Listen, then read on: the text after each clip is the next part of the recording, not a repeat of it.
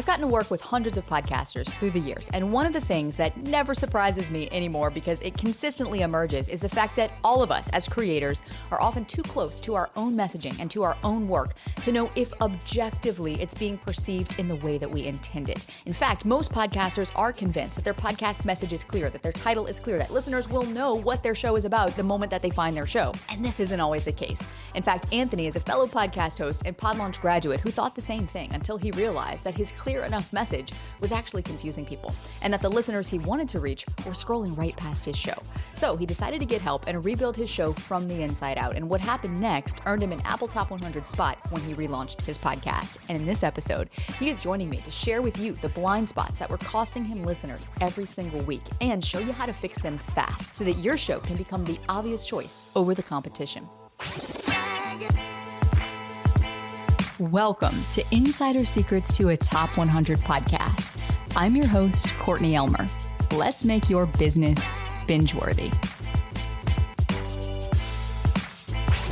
Anthony, welcome back to the show. Thanks, Courtney. So great to be back. I am so excited to have you back because a lot has happened since you first came on the show about 6 or 8 months ago. And, I was thinking back this morning before we hit record to that coaching episode that we did together, and really the biggest challenge you were facing at the time of getting clear on your message, getting clear not just on who your podcast was for, but on the specific problems that you're here to solve. And since then, you have gone through our PodLaunch Accelerator program. You have relaunched your podcast. You have broken the Apple Top 100 during your launch week. You have increased your social proof for your show, and you have stronger positioning than ever before. So I would love for you to catch us up and give us the before and after and tell us what has been the biggest change for you over these last 6 months. Sure. Yeah, it's been really exciting. I've really loved being a part of the PodLaunch community, and it's been so helpful. So if listeners go back and listen to the other episode that we did, this was before I joined PodLaunch, and it was a coaching episode that we did together. And I had started a show back in January of this year, and I had kind of some vague ideas of what I wanted to talk about. I wanted to help people have more fulfilling and meaningful lives. And so I created this very generalized self-development, self-help type podcast. One of the things that I hear a lot is, people don't start. So I think the one good thing that I did was I just started. So you got to get going. But I quickly realized that the show wasn't growing, and I didn't really know what I was doing. I was just kind of talking about all sorts of different things. I would bring guests on. I had a lot of guest pitch episodes to me, and I'd say, "Oh, well, that sounds interesting. I'll bring them on." And it's just this wide array of topics. And so, thankfully, I met you at PodFest, heard your presentation, and then we connected from there. And so, PodLaunch has made a huge difference in the show. So in two ways, primarily. First is that you helped me understand the importance of understanding who my ideal listener is. And that's so key because before I was just speaking out into the ether, hoping that people would listen. But once you have an idea of who the ideal listener is, everything else kind of falls into place. You can hone your message, and you're figuring out what problems you can help people solve, specific problems. And you talk about specificity all the time, and it's so true. If you're not speaking specifically to your listeners' problems, your show's not going to resonate, right? You're not going to be able to find the people that you want to make an impact for in their lives. And then the second way that PodLaunch has really helped me is understanding the data. And like many new podcasters, I was focused on downloads, and I would look every week that I publish, how many downloads am I getting? Why are my downloads not going up? And the problem with downloads is, as you teach, and as I now understand, they don't tell the whole story. In fact, they don't tell much of the story. And when we genuflect at the altar of the mighty download, we're missing a huge part of what we need to understand about how to grow our show. So those are the two ways: understanding the ideal listener and understanding the data and how to interpret it, that have made a huge difference in my podcast and helped me break into the top 100. Well, first of all, I'm going to have to steal that that line about the altar because I think that is so spot on and it's so true. And it's one of the things that, for lack of an understanding of the data, that is the most available metric to us. It is the one that we see first when we log into our hosting provider. And is it growing? And so it just becomes, because it's the most visible, it becomes the easiest one to kind of measure impact by. But like you said, it only tells part of the story. And I think this is just, I want to dig into both of these aspects with you because I think both of these are really important. And I agree with you too that getting the podcast out there and getting it started is the first hurdle to overcome, So there might be, if you're listening to this right now and you're just thinking about, okay, I want to get the podcast launched. Sure, it can be helpful to have a system and a structure and a program to follow and guidance and all of that. But at the end of the day, our first podcast is usually not the last version or iteration that podcast is going to be. And this podcast is proof of that. This podcast has been rebranded no less than 4 times at this point. I don't know. 18 months ago or so, we went full on and like, hey, this is a podcasting podcast now. But it started off very general. It started off very, business systems. We're going to talk about this. We're going to talk about all the things Courtney likes, and we're just going to call it a podcast. And that's really what it was. And so, to your point, getting over that first hurdle is a win in and of itself. And then, like you said, very quickly realizing, okay, now I really need to know what I need to be doing to get the most out of this platform that I'm building. So I really want to circle back and actually start with the ideal listener and clarifying that.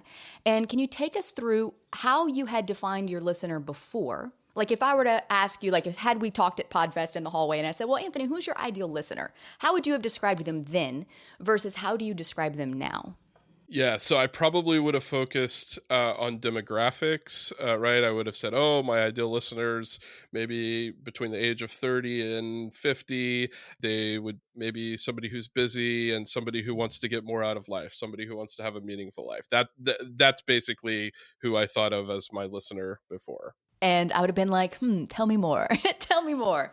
I want you to take us through now. Okay, if I were to ask you that same question, how do you describe your ideal listener now? Yeah, so my ideal listener is a busy parent who wants to prioritize their time with their kids, be more intentional with their family, and leave a lasting legacy without burning out in the process. And my show, we do that. We talk about how to do those things, and we do it in 15 minutes or less because our ideal listener is busy and they don't have time to listen to a 30, 45-minute, hour-long podcast about parenting. Yes, and already so much clearer. And I love how this is manifested through the actual content within your podcast. Not only the length of your episodes, also the title, having gone from Fulfilling Work, Meaningful Life to Parents Making Time. We know who it's for. We get a sense initially of what it's about, enough to raise curiosity to click in and say, what is this about? And then it even came through, I remember on one of our calls, you were asking me about okay, what call to action should I have in the podcast? What kind of lead magnet or something should I be creating in order to start building my email list? And we really kind of zeroed it in on, what are these little micro 30-second things that you can do to build connection with your child, no matter what age your child is, in the course of a typical day in the life. And so having this clarity on the who and being so specific about the problems that they're experiencing allowed you then to be able to package your podcast and create messaging around the podcast that speaks to that person so that when they see your show, they're going to go, this is for me. And they, more importantly, will understand how it's different from other parenting podcasts that might be offering, technique or discipline or whatever it might be. And so that right there is such a shift. And really, really beautiful job. I mean, even the before and after of your cover art is incredible. And I wish, in fact, we might be able to figure out a way to link that below so people can see it because it truly is a transformation inside and out. But I also want to dig into the data with you because I do think this is another important point that you bring up, that it's not just about the front end of the podcast, what the listener sees, what they experience when they listen to your show, what the perception of your show when they're reading your description or your episode titles, but also on the back end, how you as the host can begin to gauge the true health of your podcast and the true growth of your show. So can you unpack what has been the most insightful for you about having a deeper understanding of the data and what data points specifically?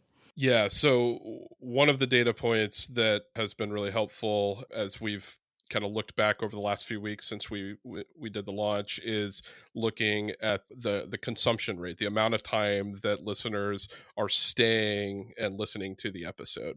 And so now we're looking at that and we're saying, okay, we're at a certain point. It's good.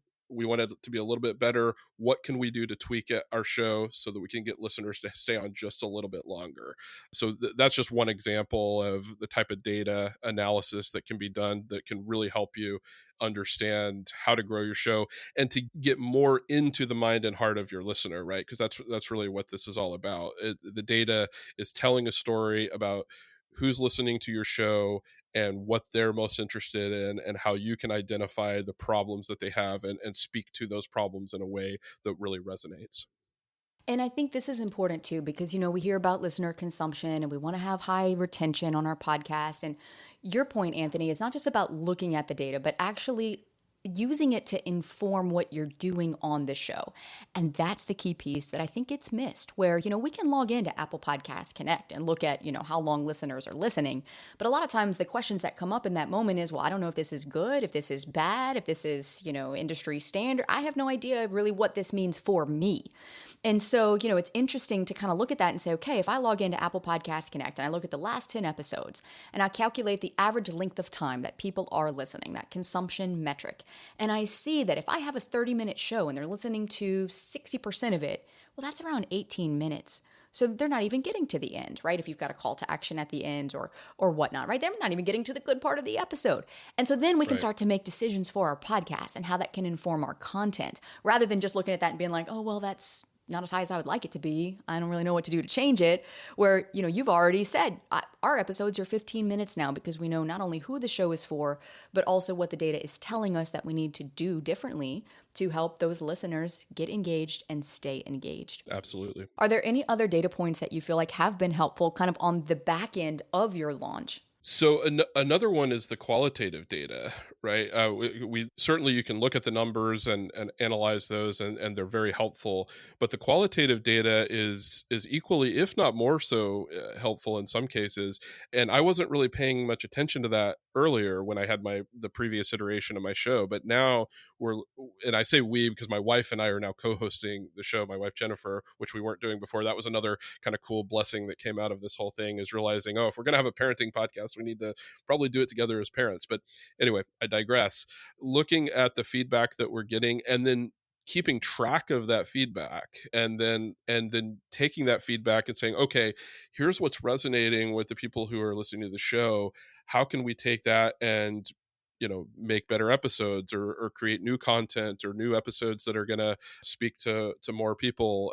How can we help them solve whatever problem it is that they're talking about? So it's looking at that qualitative data along with the actual numbers, and then together making some strategic decisions about how to grow the show and how to move forward. Yes. And also letting the qualitative data almost be it's a leading indicator in a way, whereas the quantitative stuff kind of tells you what has happened on the podcast, but the qualitative stuff tells you kind of the direction in which you are going with the podcast. And so this is a big point of frustration for people, because they're like, I'm putting out episodes and I'm not hearing anything from my listeners. They're not leaving reviews. They're not sending me DMs. They're not emailing me to say I loved that episode. I don't see anybody sharing my content. I guess I just need to try to keep making better content. Is my content not good enough? Right? And then we kind of get on our heads about it, when it really has nothing to do with any of that at all. And when we can actually start listening to our listeners, which is kind of ironic to think about, because we're here to create content for them, we're here to teach them, but it's a two-way communication channel. And listeners might be silent. Well, that's telling you something. Listeners might be vocal. That's telling you something.